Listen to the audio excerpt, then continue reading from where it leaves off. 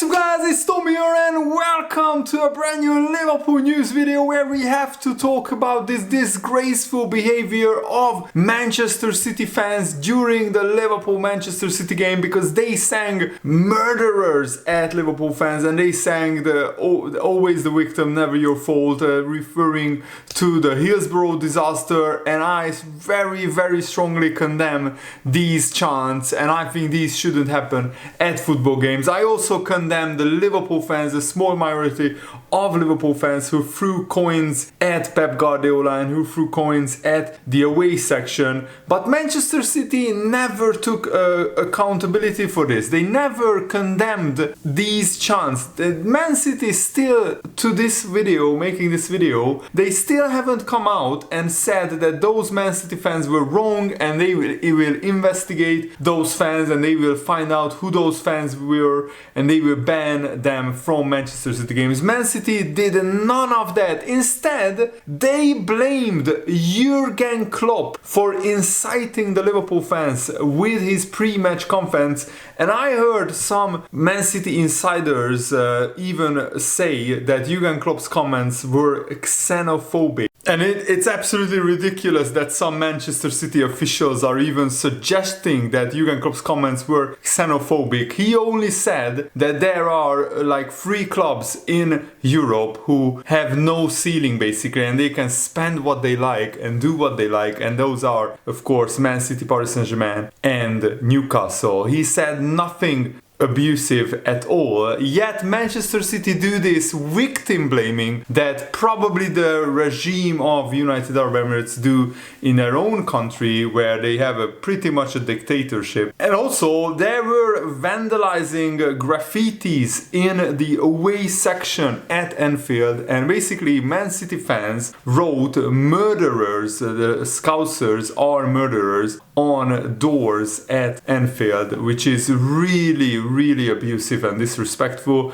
And of course physical violence is never the answer to these abusive chants, so you shouldn't throw a coin at Pep Guardiola, you shouldn't throw a coin at Man City fans. But that the fact that Manchester City never blamed their own fans for these chants, and the fact that Man City never even apologized and condemned these football chants, means that they are basically trying to sweep it under the rug and trying to come out of this situation as good guys by instead blaming Liverpool and Jurgen Klopp as a Liverpool manager for inciting these chants by saying that what everybody knows really, that Man City can spend what they like and they can get away with anything really. And the Man City fans don't realize what kind of impact these chants have on the families who, some of them survived Hillsborough, some of them lost relatives, a son, a daughter, a father, a mother, a grandfather, a grandmother, or a wife or a husband in these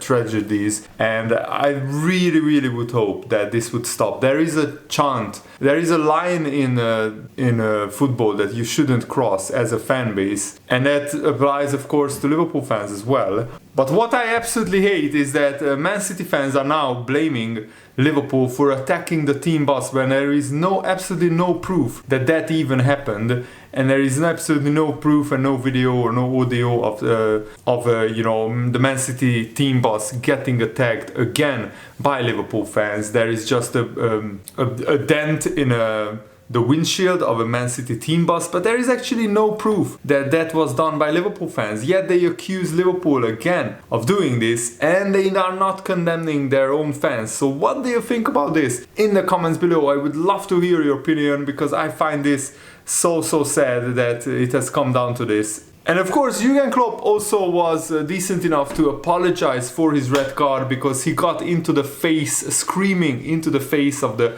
linesman who didn't flag for Salah being hacked down by Bernardo Silva by both hands. And I still don't understand how Anthony Taylor, the referee or the linesman, thought that isn't a foul. So Jurgen Klopp was right to be angry, and many pundits said that it was a foul, but also for Man City to blame the referee and VAR for their goal to be disallowed is absolutely ridiculous, because even the attack which led to the goal, Ederson makes a world-class save after Salah is one-on-one and he shoots towards the far corner, and instead of corner to Liverpool, it's a goal kick to Manchester City. So the official made that one mistake, and then the next mistake is Haaland clearly grabs Fabinho's shirt and pulls him down. That's the second mistake the referee didn't spot. And then the third mistake, Haaland kicks the ball out of Alisson's hands when Alisson clearly already had the ball in his hands. By the way, this is a pillow, I love this.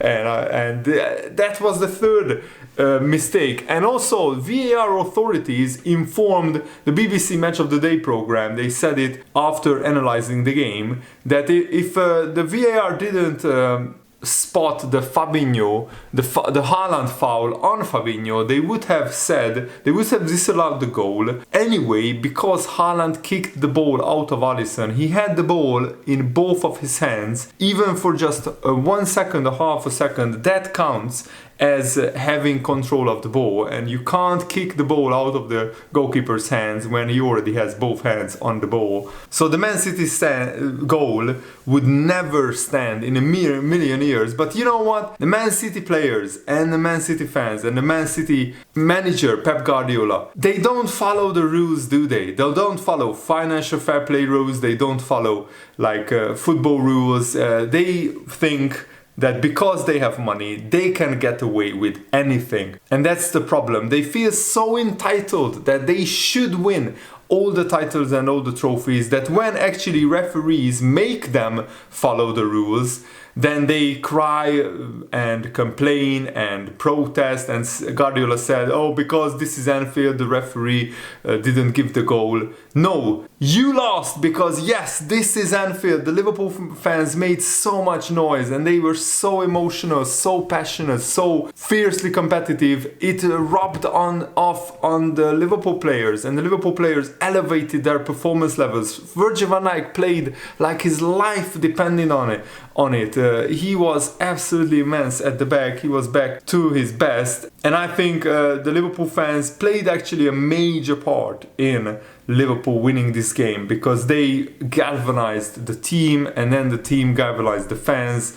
And I absolutely loved every minute of it. And I also love that Man City are so riled up and they are so angry at so many things, because that will hopefully, they will lose focus after this game and start stumbling. And actually Man City aren't in like this scintillating form that everybody makes them out to be. Yes, Haaland is the top scorer with 15 goals, that's brilliant, but he only has 8.8 XG. So sooner or later his goals will start to dry up just a little bit. I still expect Haaland to break Mo Salah's goal scoring record, unless he gets injured, of course. But he won't score 15 goals in every 9 games in the Premier League. Then there's just no way. And also, Man City only won 2 games away from home, and that was against smaller sides, and against against Aston Villa, I think, Newcastle and Liverpool, they didn't win. And I think that should be a cause for concern. And also, why did Guardiola change all the Man City tactics when there was nothing broken with Manchester City?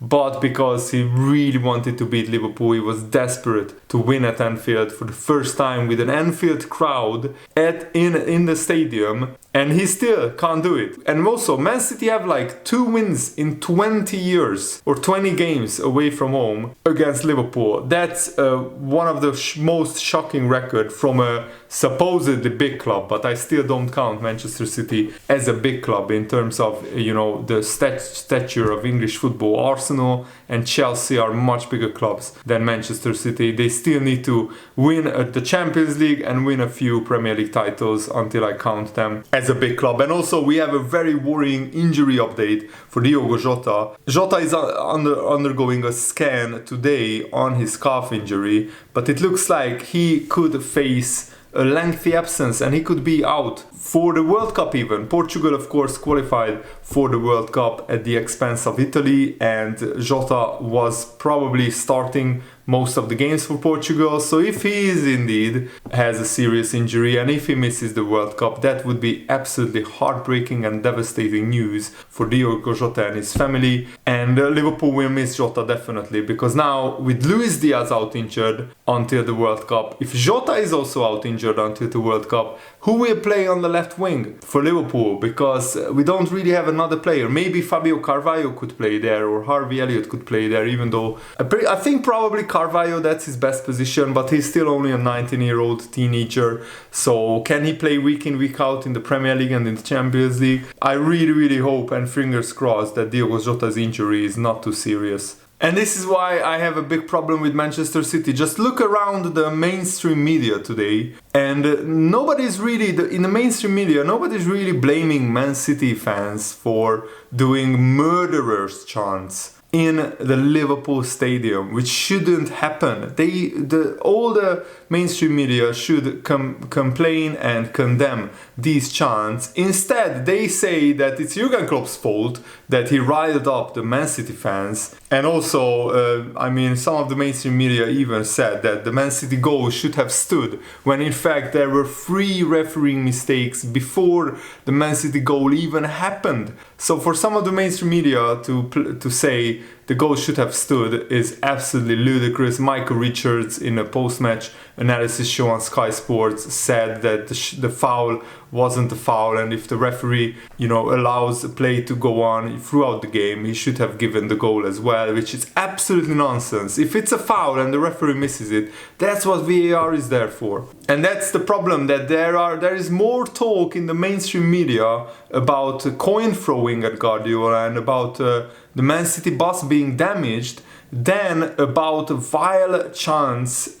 about Hillsborough and Hillsborough victims and people dying. And that's really disgraceful in my opinion. And also, some Liverpool fans are actually very smart in saying, and I'm not saying this, they are saying it on Twitter, that the mainstream media don't want to blame Manchester City for the chants that the Man City fans did at the Anfield Stadium, because they are afraid of the Man City lawyers. Because the Man City owners have so much money that they could sue Sky Sports and any other mainstream media until they are bankrupt. They could sue them for, damaging their PR. And that's the problem, that some journalists are not proper journalists and calling out this behavior. Instead, they want to stay on the good books of Manchester City and Pep Guardiola, so they don't call out this behavior. So yeah, let me know what do you think about this in the comments below. I would love to know. And Man City are doing the classic authoritarian